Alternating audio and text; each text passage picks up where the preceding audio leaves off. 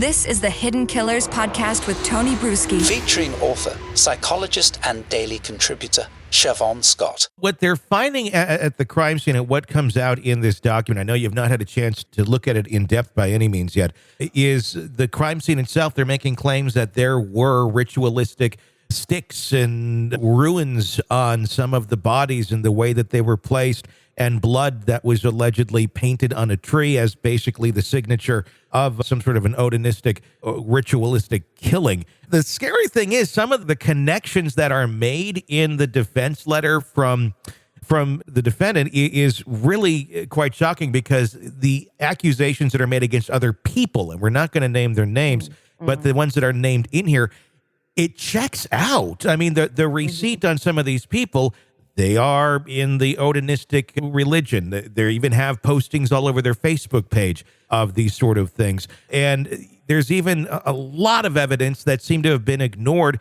including a possible confession from one of them to a girlfriend that was overlooked in this case. Odenistic or just a crazy person that did this, it seems that a lot of evidence was very much overlooked here when we ended up landing on Richard Allen behind bars. There seemed to be many other possible directions that looked like they had a lot more meat to them than Richard himself.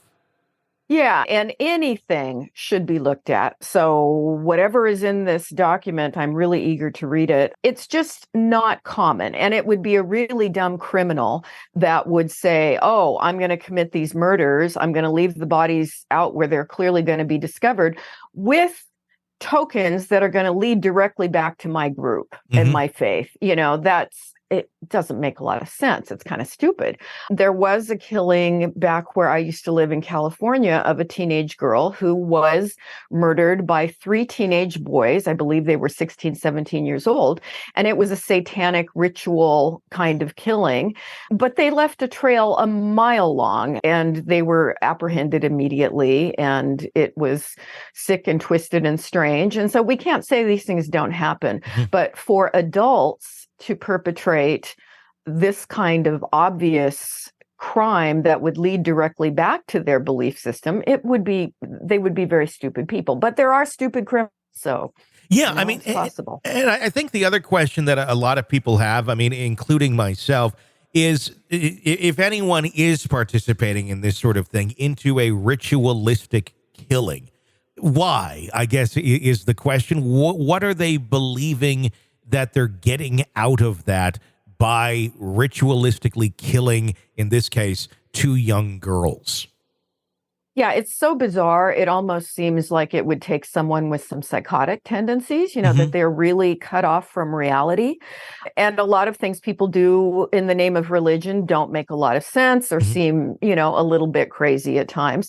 But to take it to this degree, you would have the sadistic element going on for that person.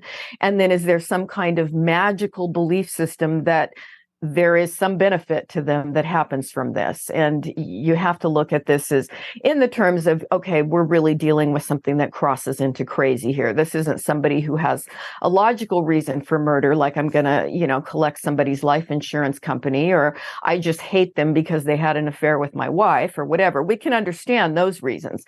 But this kind of thing is getting into psychosis. It's getting into crazy territory. And if there's more than one person involved, you're talking a group of crazy people. That in itself is another thing.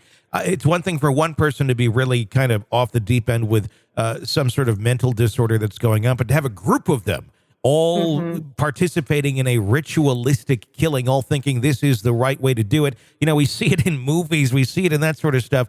We think that this doesn't really go on in reality, but I guess maybe not super common, but it does happen sometimes. Yeah, I think we can safely say that. It's not super common, pretty darn uncommon, fortunately, but it does happen. And I lived in a community in California where it happened, but it was only 3 and they were teenage boys. So when we say stupid, they were stupid. Yeah. And they were under the influence of drugs at the time. But, the Manson family, that was all ritualized killing directed by Charlie, who wasn't even present at the time these things happened. And so you can get impaired people to do really sick and twisted things. So yeah, it does need to be examined.